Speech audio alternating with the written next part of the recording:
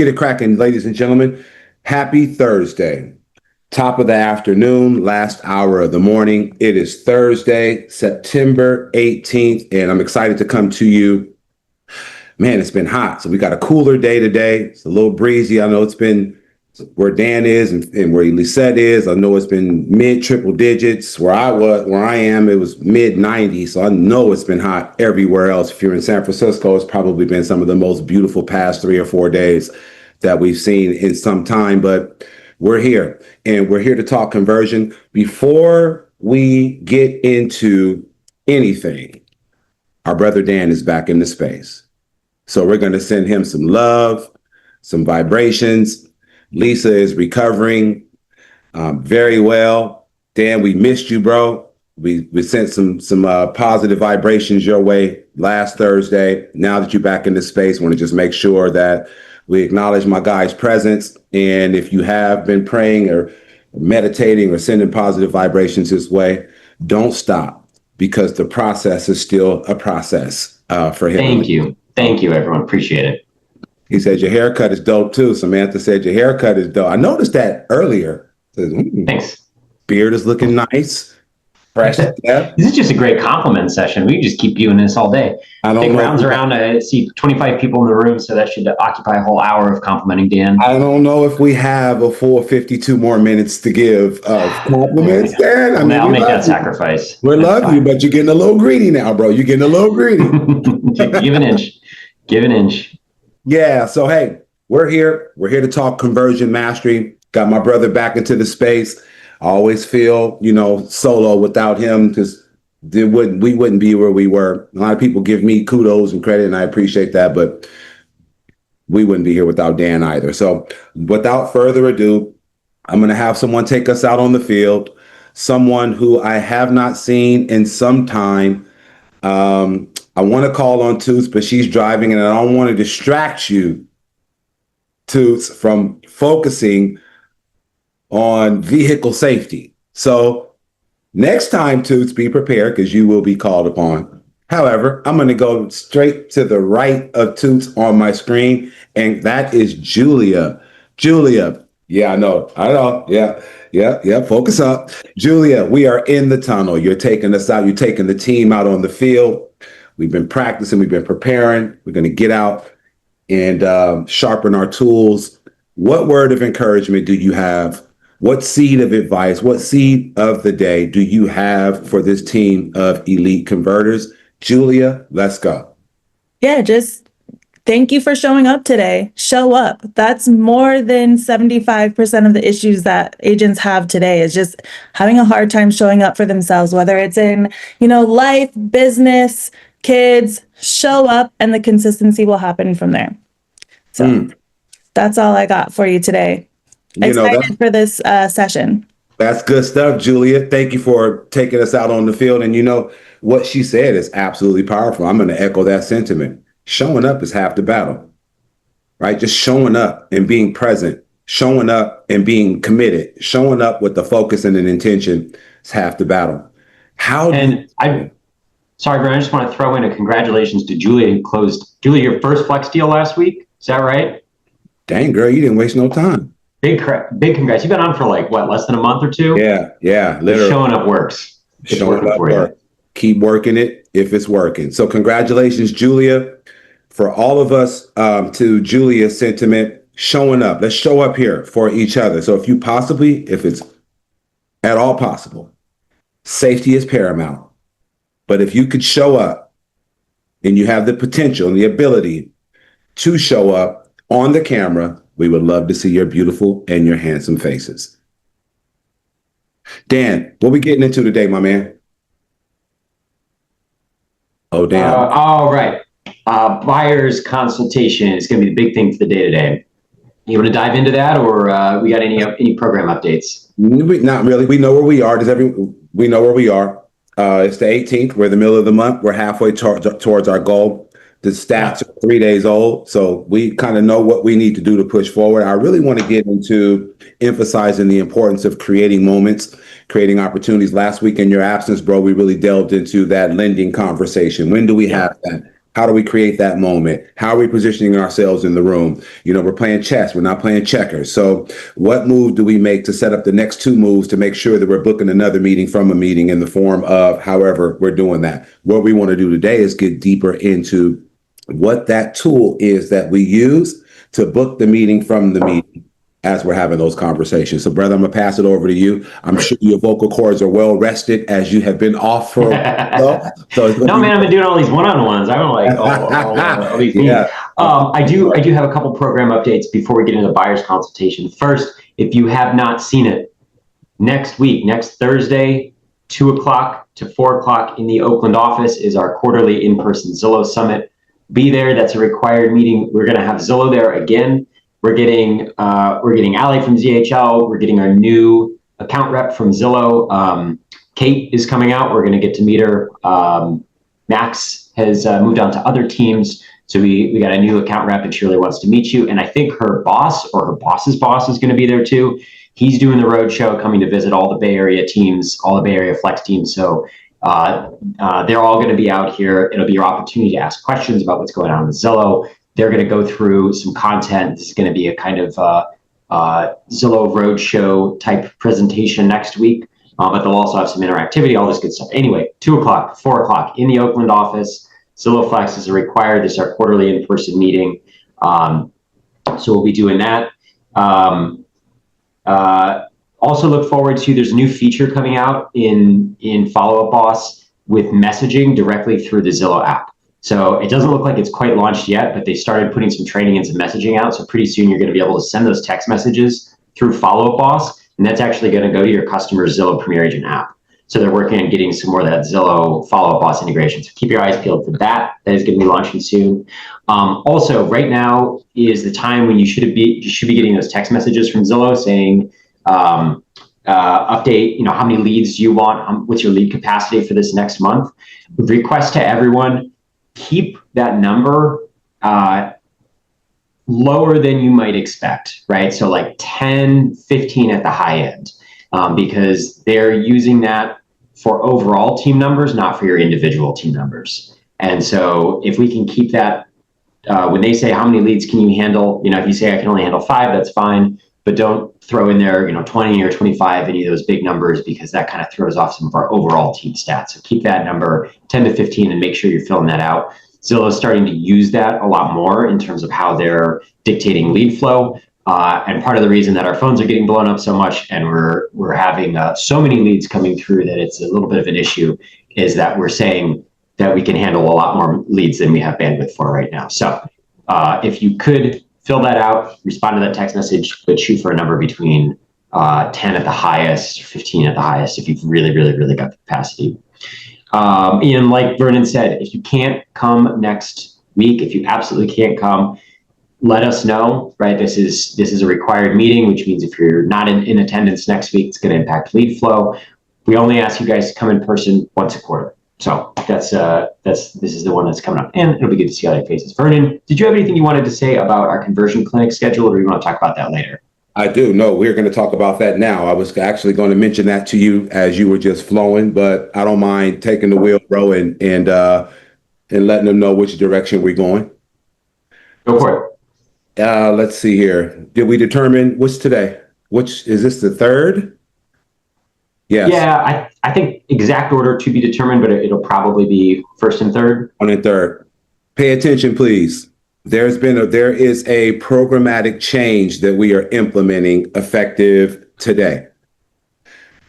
Leading up to this point, most of you've been on this part of this team or on this call since I became the performance coach over the Flex program. And what we did was created some new standards and some systems.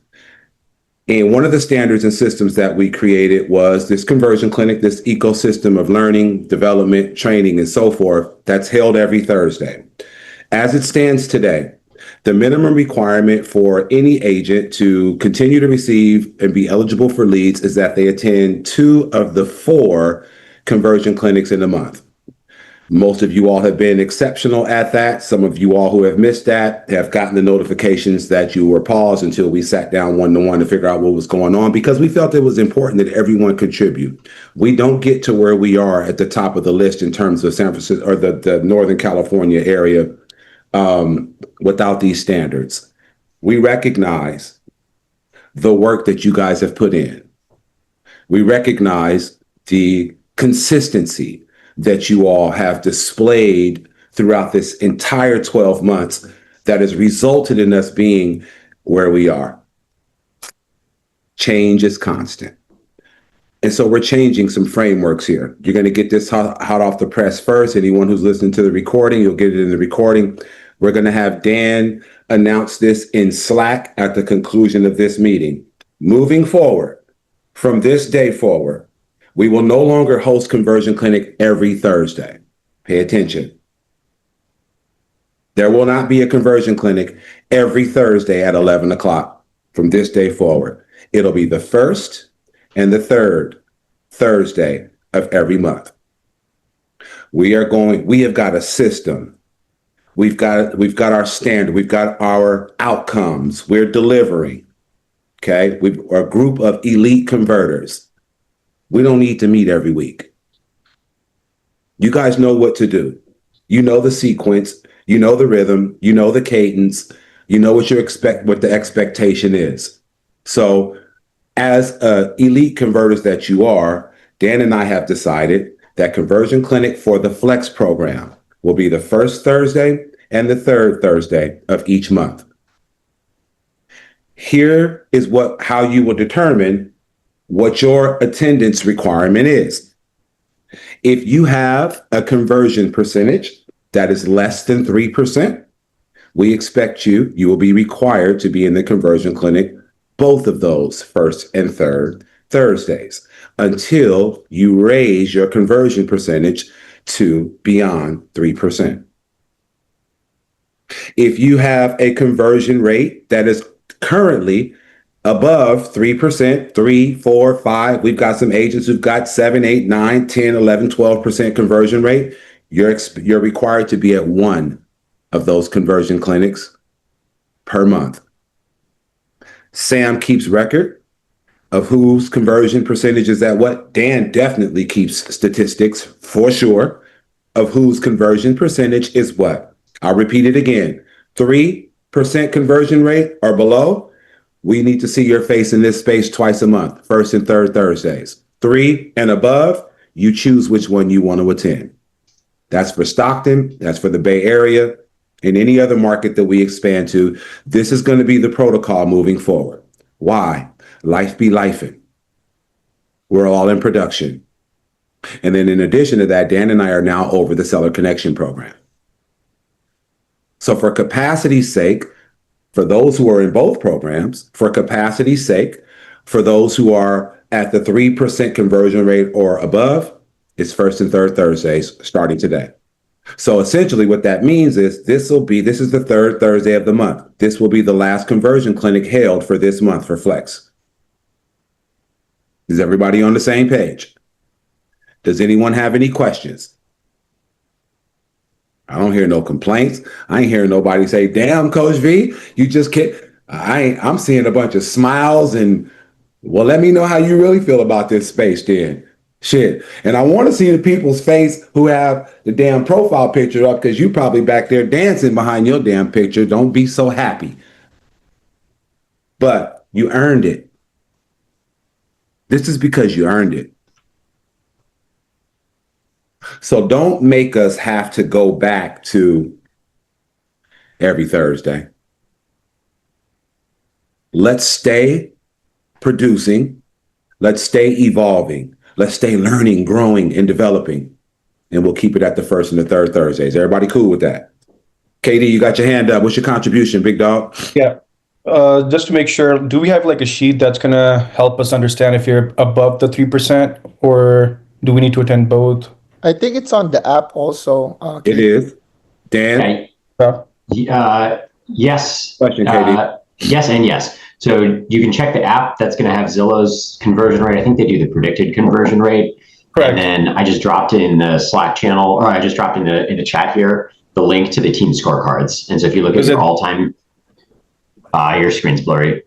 Oh man. So it's where it says PCVR and ETR. Is that the one, your team leaderboard? PCVR should do that as well. It definitely, if you check the chat, our internal team scorecard, your all-time conversion rate is the number I'm mostly going to be looking at, but the PCVR is also important too for Zillow. So like, if that falls down really, really low, then I think Vernon, correct me if I'm wrong, but I think we reserve the right if you're like, if you had 3% conversion rate, but then in the last 6 or 8 months, it's really fallen down, then there might be, you might say like, hey, you need to show up to these more often. Yeah, well, no, it's not going to be a may. It's not going to be you may want to show up. If when your conversion percentage falls below the 3% threshold, you will be required to attend both conversion clinics, period. You want the freedom and flexibility to continue to operate as a lead converter, you keep your conversion percentage above 3. Then you can pick and choose of the 3 that you use the all-time tab on the Google Sheet. Correct. And that'll be the one that we'll go off of. You should get a scorecard sent out to you regularly. If that scorecard gives you all of your data points of your production, pay attention to the scorecard as Dan and I pay attention to the scorecard. Now, if you do fall below that 3% threshold, either Sam, Dan, or myself, or Hillary will reach out to you and let you know, hey, you just fell below that threshold. You're now required to attend both of the conversion clinics on first and third Thursday. That was a great question, KD, for clarity. Is there any other questions? Anyone have any other feedback? Just want to make sure we're all on the same page. This includes Stockton, Bay Area, and any other markets that we expand into. First and third Thursday is a conversion clinic. Sam will continue to record the attendance for those who are at 3% or below. If you are not in attendance to both the first and third Thursdays, you will be automatically paused for a period of time. Likely it'll be for the rest of the month. So that'll totally be up to you. But if you're above 3%, then you pick and choose the first and or the third, or vice versa. Or if you want to be in attendance to both of them, we're going to give you that option to manage that yourself. How does that sound to everyone? Yay? No, coach, I want to stay in your space every Thursday. I mean, I love y'all. I mean, we could do this together if I'm just trying to give you guys give you some reward for all the work that you've put in. I love Oh it. no, Vernon, we won't see your face every week. Oh no. Dan, put her on mute. And don't unmute her for the rest of the I'll unmute myself. No, this is great. Does that mean that the sellers meeting changes? I'm just asking to ask. This is Blessing, you're not so lucky. The alternating Fridays, you'll have Vernon still. So you will be seeing him every single week. Sorry, I feel like I'm getting sick. Like I gotta go. Dan, put her on mute. COVID. Because if she gets sick, then that means she can't go meet the leads. So we just gonna pause her. But that's for flex. That's for flex. But it's not a seller connection conversation. But good question, Blessing. No, you're gonna miss my handsomeness, but you won't be able to run from it very long because you still will be in my pipeline review every 15 leads. Oh, we're changing that as well. Do we want to have that conversation, Dan? No, I think we can just get onto the content. Okay. All right, okay. Cool. Good on the meetings. Okay, perfect. So let's talk about buyer's consultation. So what we're going to do is I kind of want to go through, do some group masterminding around some of this stuff, and then we're going to do some role play, and hopefully we'll have time to do breakout sessions with the role play. We'll do a group one so everyone can see what some of this buyer consultation objection handling is. Question for everyone. Take yourself off mute, throw your hand up if you want to make a contribution to this, but at what point in meeting with a new consumer, flex consumer, right? Don't think about, the referral that you got from one of your past clients or whatever, these flex leads that you're going out, you're meeting fresh. At what point in the relationship do you make the ask to schedule a buyer's consultation? And what I want you to think about for this too is there's the aspirational answer, right? Which is, oh, I always do it after, at this point. And there's the reality answer of what do you actually do, right? And so what I want you to think about right now is what do you actually do when do you bring up the conversation for let's book a buyer's consultation? Jeff, thank you. Always can count on you for some good contributions. What do we got? Hey, there's his face. What up, though, Jeff? Yeah, man, I'm trying to drive and move around and do a whole bunch, but I usually do it literally at every showing. You gotta do. I personally do. I just at the end, I'm like, hey, I think this is a great time for us to just have a conversation, so I can show you what's going to happen in totality. Because I know most times what people are afraid of is the unknown. So if I can give you a blueprint on what's going to come up, so you're not worried about the boogeyman underneath the bed or anything like that, I can show you exactly what's going to happen. So I always just ask for it at the showing, or if say they requested something that's pending, then I will just flip it and just say, hey, well, instead of being able to go out at this time, why don't we just fill that same time with the buyer's consultation? So that way we can get to know each other, but also I can give you the information of what you're going to expect to go through this process. Okay, cool. So end of every first tour with a buyer, and if that doesn't push through, just then shoot it's your shot. Like you don't shoot your shot. Yeah, miss 100% of the shots that you don't take. So I just shoot my shot every time. Okay, good. I love it. Consistent every single time. Shoot your shot. Jay, what do you got for us? Mine's the same. But sometimes, life be lifing. You schedule a appointment with them, you check calendars, it matches. Either along the way, they just don't want to meet and things like that. So maybe either I would do another showing. I mean, the goal is to have that appointment right after, but sometimes you got to massage a little bit more the meat, right? So. Okay, so no, it's a fine answer. So Patrick's if you can't book that initial appointment, you go for getting another face-to-face property tour before asking on the buyer's consultation. Yeah, but I like when they ask for, because I've been lucky when they ask about financing. So I say, okay, so this is the time. Then we sit down. But yeah, we don't the first appointment, I guess, without the schedule of the consult.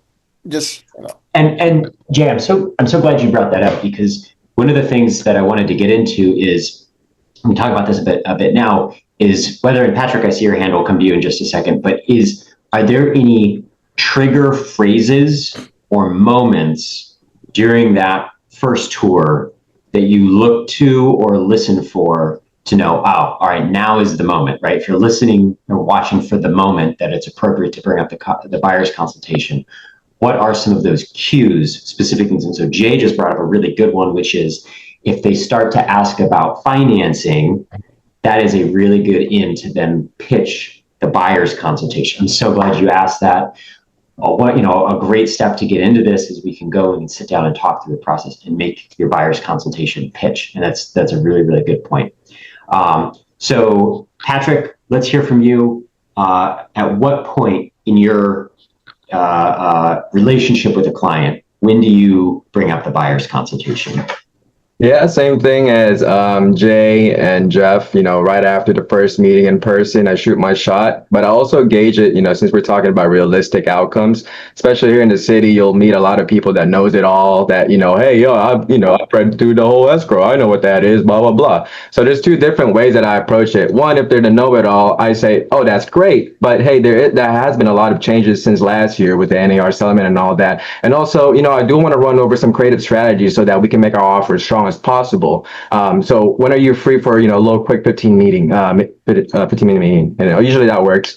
And then if they're new buyers, they're not really knowledgeable, then you shoot your shot. I'd love to go briefly over the buying journey so that moving forward, we have as little or maybe no anxiety in this process. And, how's your Monday or Thursday looking like? It's great. So you've got two different pitches that you give to different buyer groups. It's not the exact same value. You're speaking to the value to that customer of, why should you spend your 15 to 30 minutes, 45 minutes, or whatever your buyer's consultation is. Thank you, Patrick. Okay, so I want to transition to another question. And if we could stay on you, and that is, when you're going to shoot your shot, when you're at that first appointment, what are some of those key things that you listen for, or any body language that you look for in clients to know, like, okay, now I think is the moment that I should be bringing up this buyer's consultation? Jay, I thought you were working on an offer that you have a deadline on in 28 minutes. Massage Yeah. the meat. You massage the meat. To hell. We got some characters on this. Man. All right. Heads out of the gutter, gang. All right. Jeff, I see your hand up. What do we got? So I usually will kind of like bait them into it, because like into my tour, I'll be like, on a scale of 1 to 5, what did this house fall into for you? 1 being, I don't want to put an offer in on this property. 5 being, I can see myself living here forever. How did this go for you?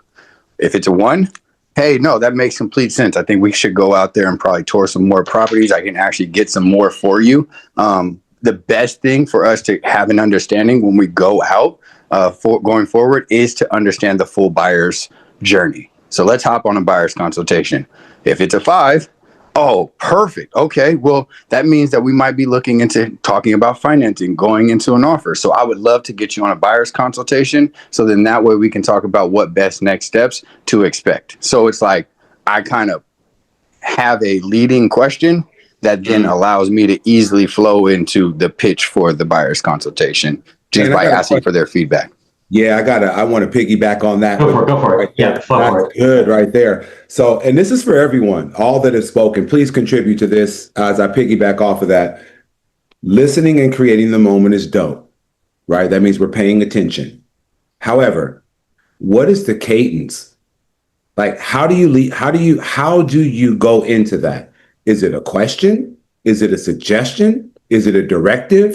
Like, how do you transition into that? What is that nuance on you're waiting for the moment presents itself, you've massaged whatever, and now you've created this opportunity. What's the cadence though?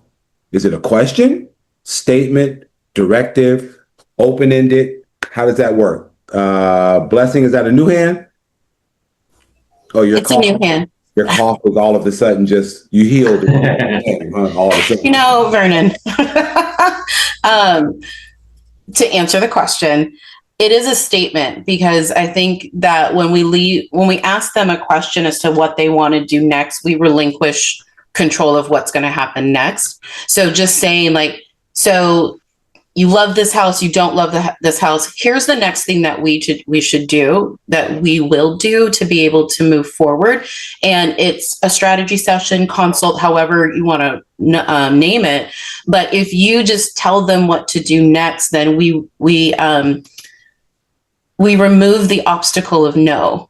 Like, we just kind of guide them into what the next step is. So if they're not familiar with the process, they're not going to object. If they are familiar with the process, that's when some of their questions that we can table for that conversation will come out. But most of the time they don't object if we just say confidently, here's the next thing that we need to do. It's going to put both of us in set us up to win, and also make the most use of your time. What works the best for you, Zoom or in person?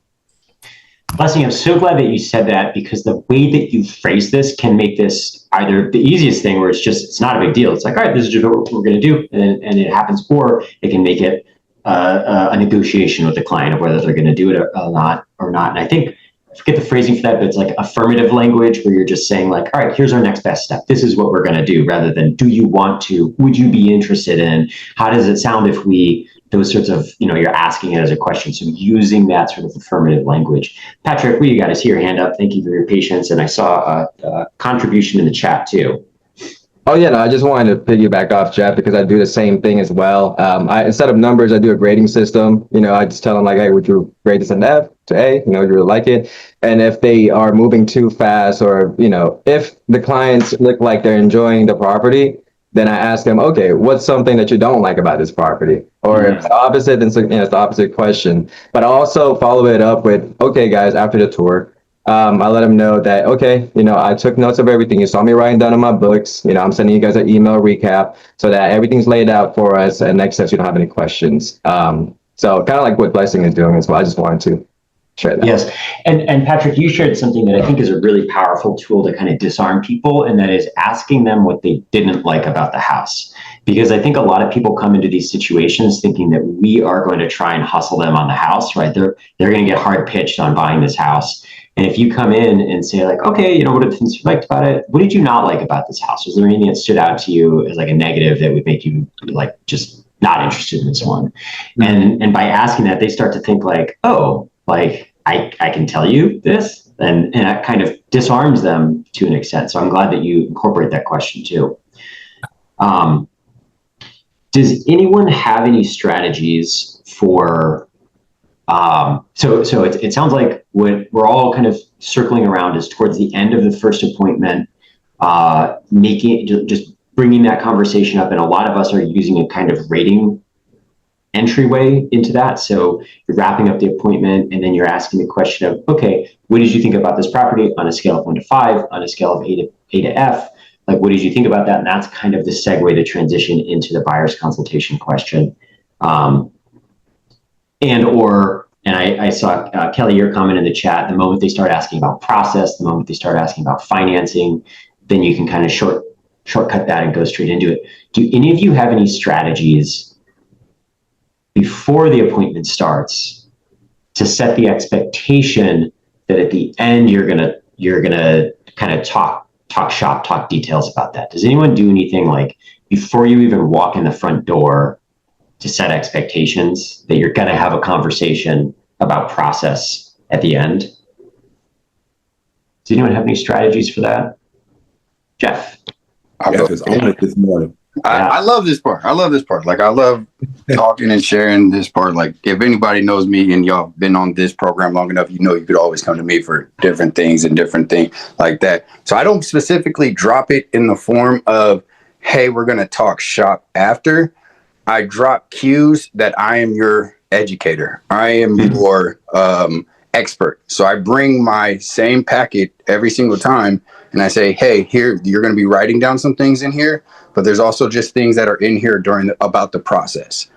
So then while we're walking around, it's like, hey, especially if they're first-time home buyers, I'll say, I love first-time home buyers. Why? Because I get to educate you on how to look at a home when you're walking through and what to actually look for. So we're going to identify things like wood rot. We're going to identify things that I can see are coming up through the process. But then also, like I was just about to drop in the chat, was I'll drop little things like, yeah, we'll definitely, like, when we get further in, we're going to talk about this during our consultation and our strategy session. So I'll just kind of like hint at it.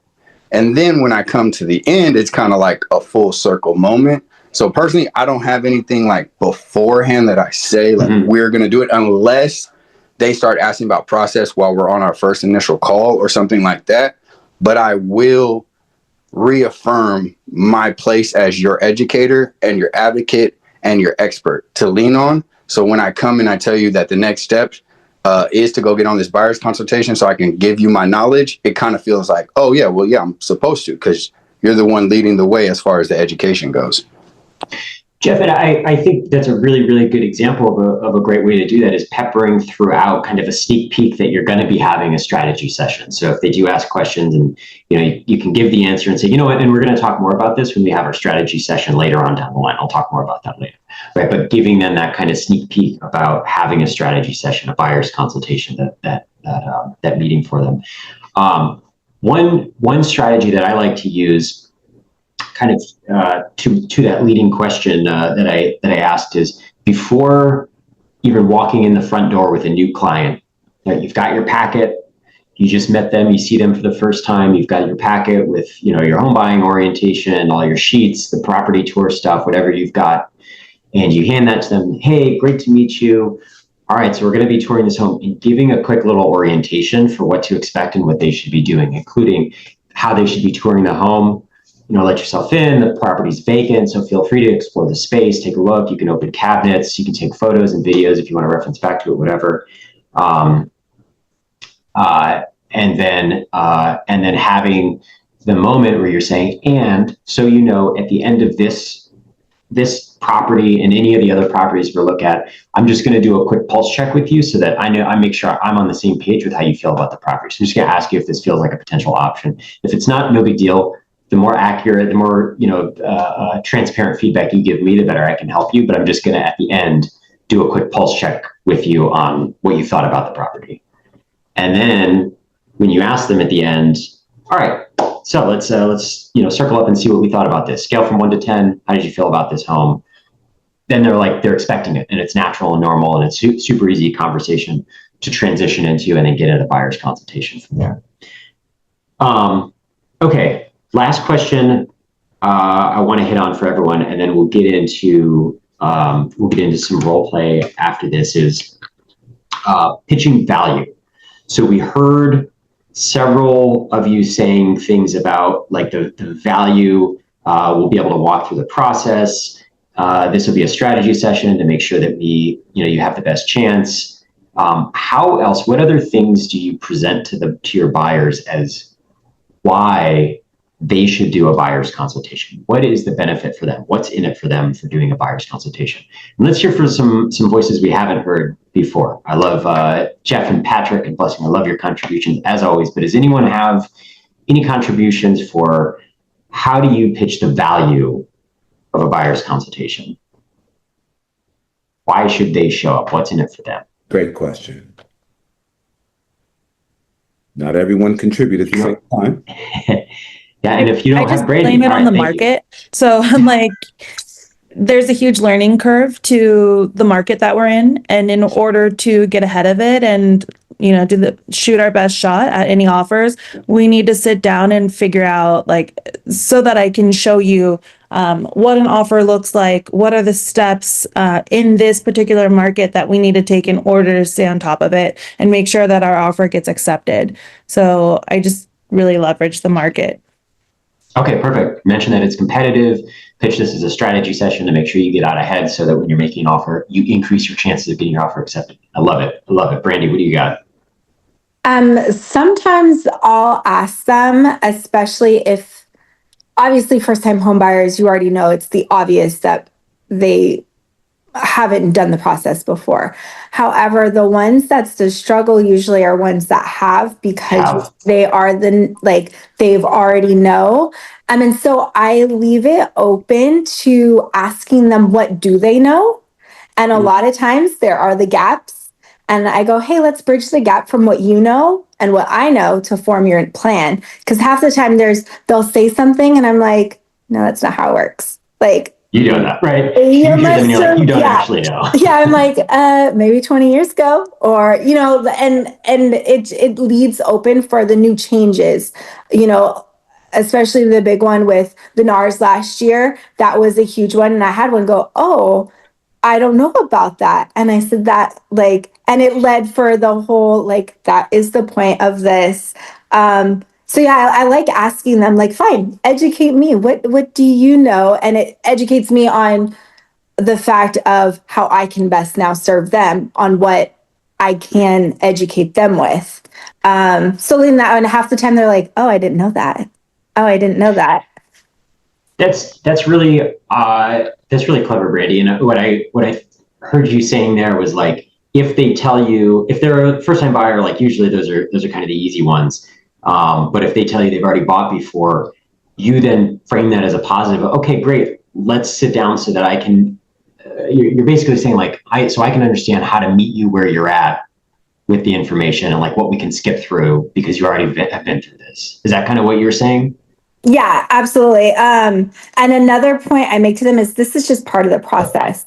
A lot of times if you go anywhere, you don't skip any part of the process. If you go into surgery with the doctor, just because you've had that surgery before, you're still going to have the consult. You're still going to go through pre-op. And nobody fights those people on that. So I frame that in my mind, be fully confident on what the process is, and to be able to deliver that to any kind of client. Right. That's such a good metaphor, right? If you walk into the doctor with your broken arm and say I got a broken arm, I need a cast, they're still going to take x-rays. They're still going to do diagnostics, right? That's just part of the process.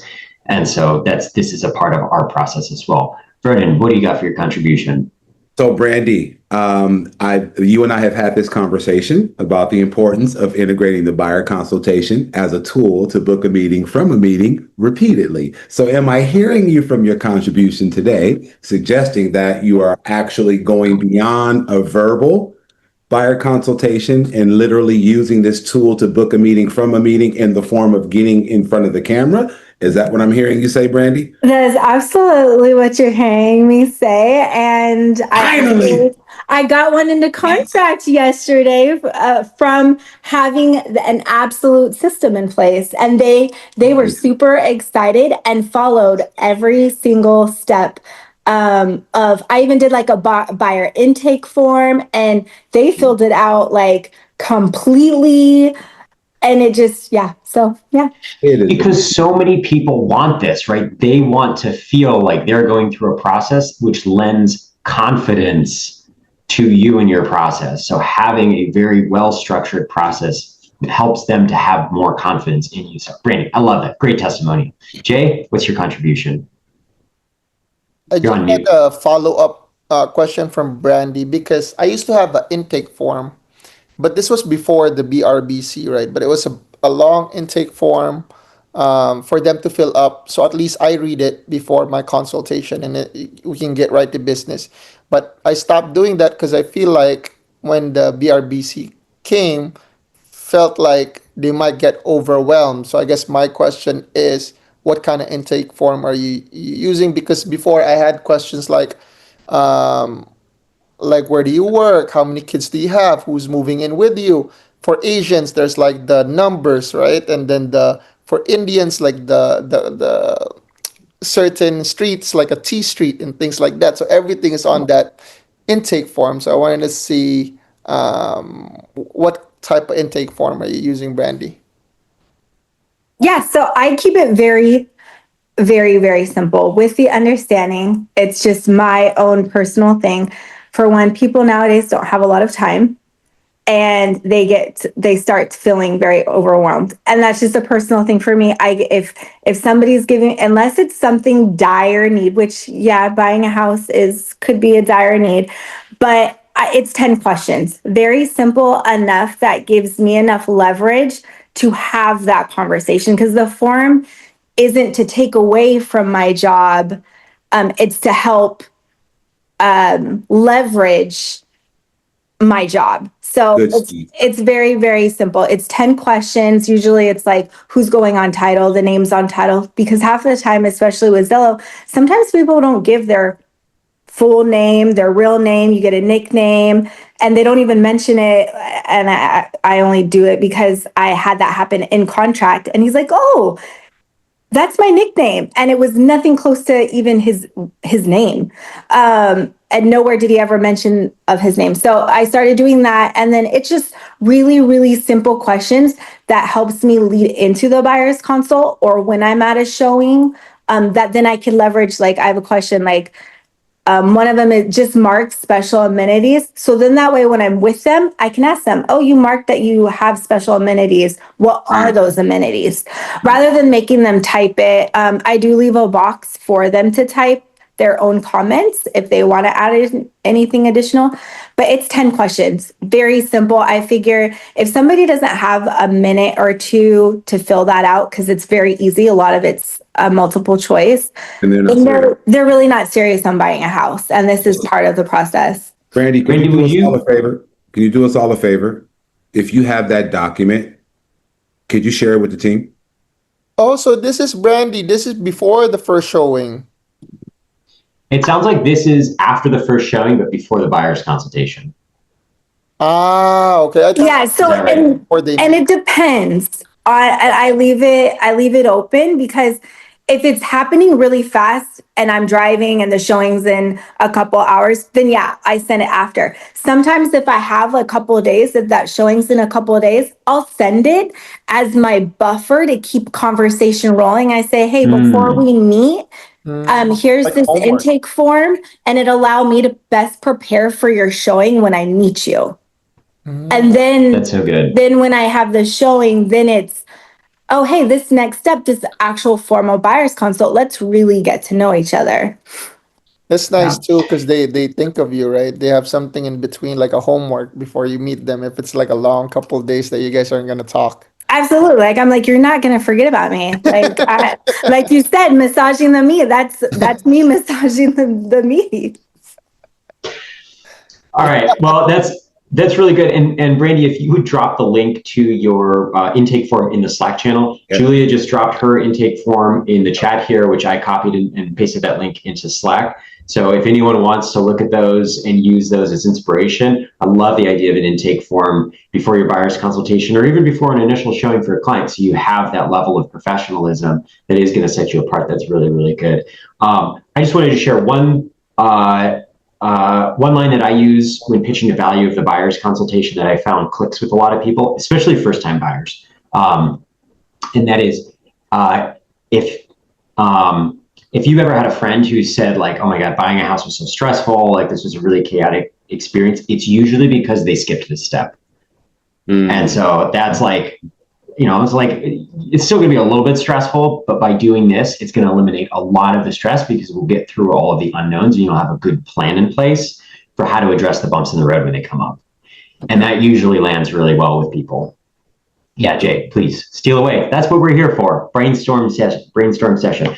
Okay, so last thing I want to end on, and I think I want to capture some of these, and next time we come together, use this for our role play, because obviously we got to the end, we got a lot of stuff to go through. We haven't done this yet, but we know that we do not get the buyer's consultations every single time. So what are the objections that you are hearing that is preventing people from saying yes and preventing you from landing the buyer's consultation? What are some of the objections? And then next time we come together, we're going to do some buyer's consultation objection handling. And we're going to work through this and practice some responses to these. Jay, I see your hand up, but I want to see if we've got anyone who has not contributed here before, because I guarantee everyone in this room has gotten a no when they're pitching their buyer's consultation. What are some of the reasons that people say no when you're asking about, when you're telling them, all right, our next best step is to do a buyer's consultation? Anyone? All right, Jay, why don't you go ahead and take us, and then Brandi, you can go next. I think mine is they can't really say no to me. They're not saying no, so they just keep rescheduling. So I guess I want to see what everyone else ideas, because I'm very open to everyone's ideas. I want to see what they would do. I don't really get a no. I get like a let's reschedule. I can't, like 15 minutes before, I can't make it. So we reschedule again. So I want to see how everyone is, how they would tackle that, I guess. Okay. And we'll dive into this next week. But I want to throw these questions in the Slack channel for everyone to digest. Next week. Brandi, what was your contribution? Why do people say no to your buyer consultation? Just because I try to put myself in their own shoe, for one. Life is just life is busy. You have me in front of you this one time. Maybe I don't want to look at my calendar. I have a fear of putting something on the calendar. What if something comes up? What if I meet someone else? All the what ifs. So that's like kind of when your personality has to shine when you win over. How does that manifest? Like, what are they saying when you're like, hey, let's book a buyer's consultation? Are they saying anything specific that makes you think like, oh, their life is too frantic right now for this? Yeah. The ones that do that usually have like opposite schedules. So I say, what's your schedule like? I kind of go, oh, I understand. I'm a mom of 5. And kind of they're like, okay, well, if my life's busy, then her life's busy. Kind of like, I try to match their level in that case. And I'll go, So are they saying like, oh, we got to check our schedules and we'll get back to you? Or are they just like, we're too busy for this? Or like, what are they saying that's like the objection? For those ones, it's a little bit of both. If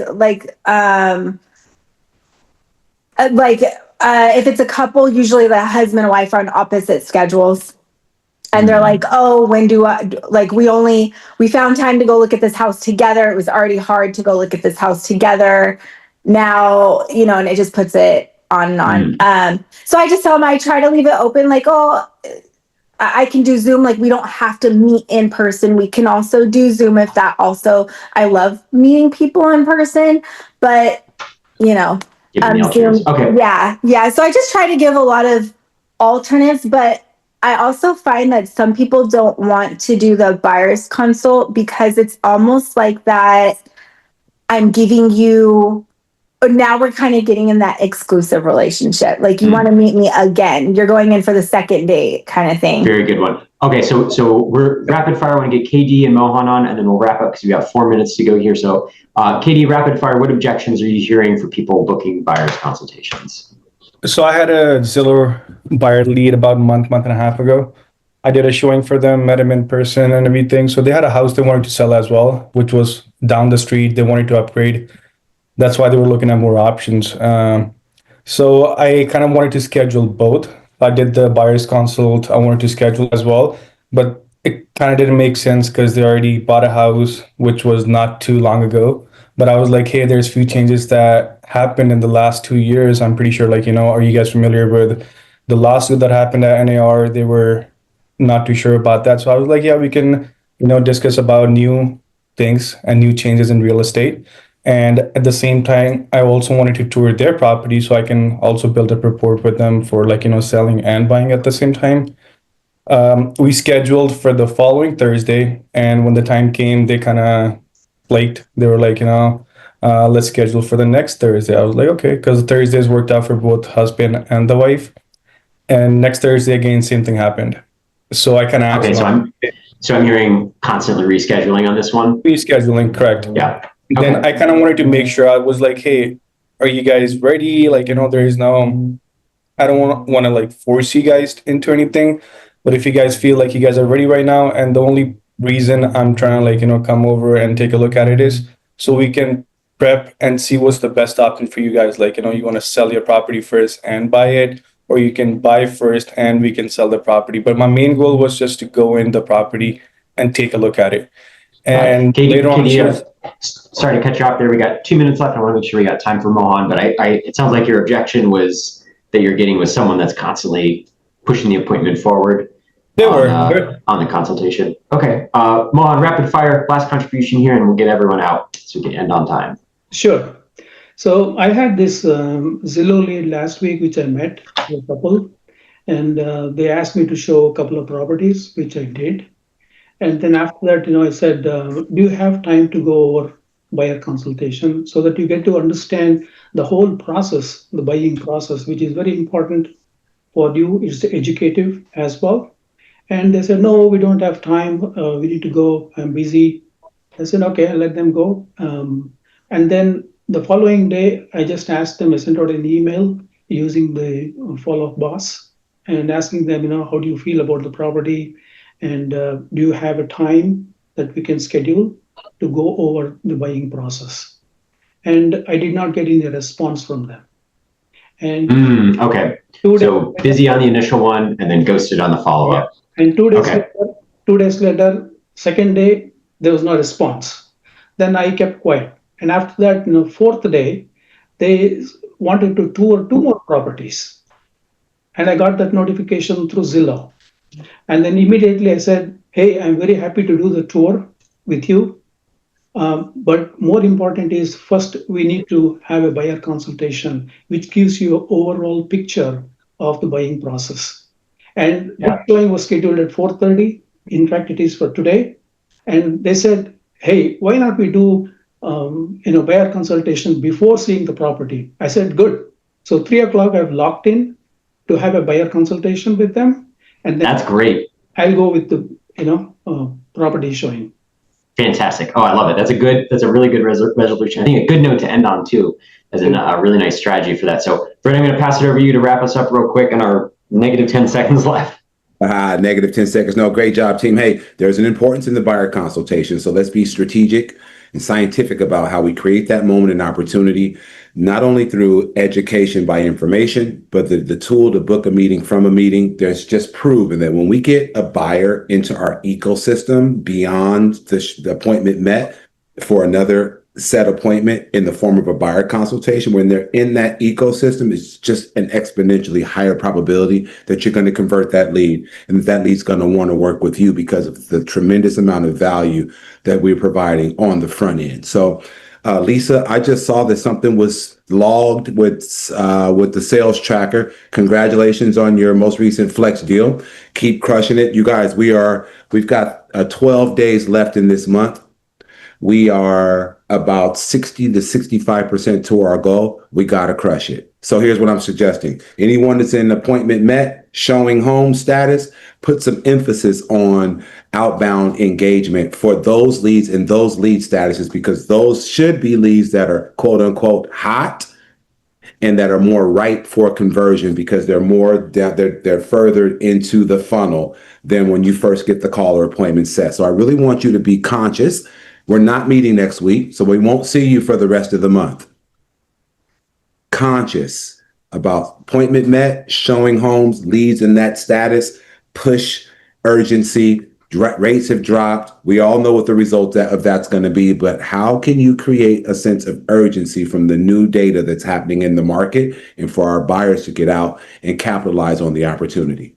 Until we meet you all again, we'll see you next Thursday at the Zillow Mastermind. Mando attendance, looking forward to seeing everyone's face and engaging with your energy. I'll see you next Thursday. Crush your weekend. Until next Thursday, grace, peace, and blessings to you. Peace out.